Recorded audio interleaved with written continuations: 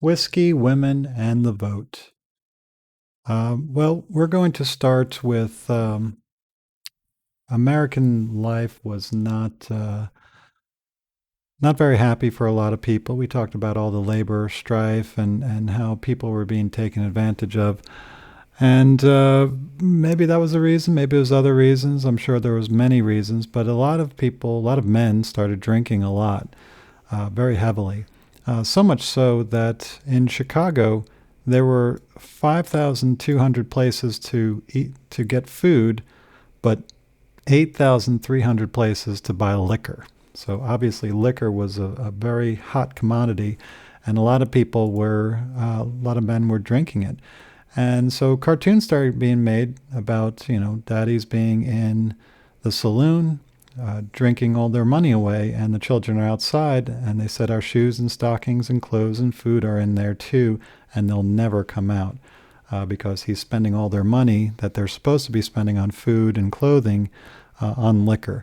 And so women are forced to try to provide for these kids without really any support. It's all going to this liquor. They blame the liquor for a lot of their well, hard life that they're living right now. And so the temperance movement is born. And temperance means drinking in moderation. Do you ever hear drink responsibly on these commercials? Well, that's a temperance attitude.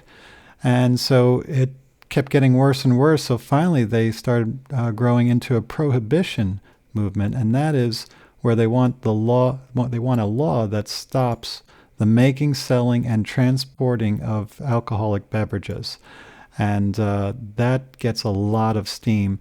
And in 1919, the 18th Amendment was passed. And so this is a constitutional amendment. No law can be written against it. And so this made alcohol illegal in selling, making, distributing, whatever it is.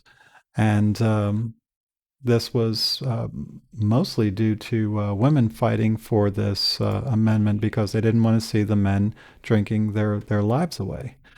So we're going to be talking about three amendments here, and I want you to remember the 18th Amendment was passed in 1919. It's easy to remember because in the year 19, the 18th Amendment was born. So just minus one from the year, or add one to the amendment, and you get the year.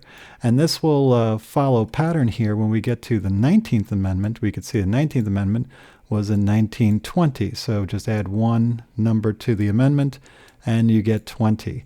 That rule doesn't affect other amendments, but for these two amendments that we're going to be remembering for this chapter, just remember 18th Amendment is 1919, the 19th Amendment is in 1920.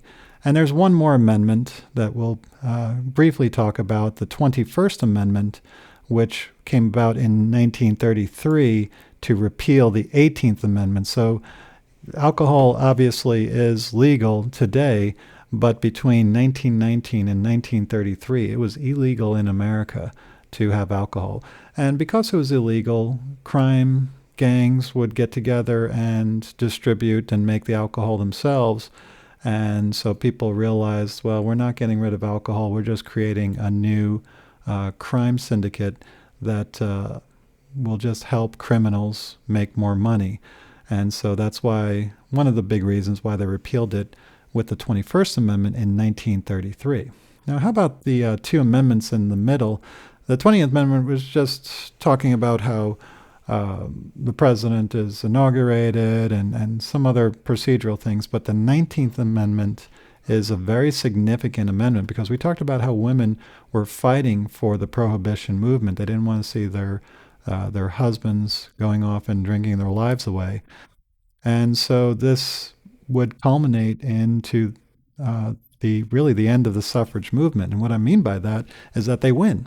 You remember suffrage, the right to vote. It's not that women were suffering, but suffrage means the right to vote. And the early suffragists, remember the suffragettes that we talked about in U.S. 1 Chapter 7, these are the people that argued for the right of women to vote.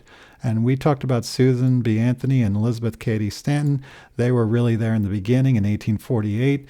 as the founding members, really, of women's suffrage in America. But they would not live to see the 19th Amendment be passed. Instead, people like Alice Paul and Lucy Burns, who were the next generation of suffragettes, took up the mantle and continued to fight for women's rights to vote.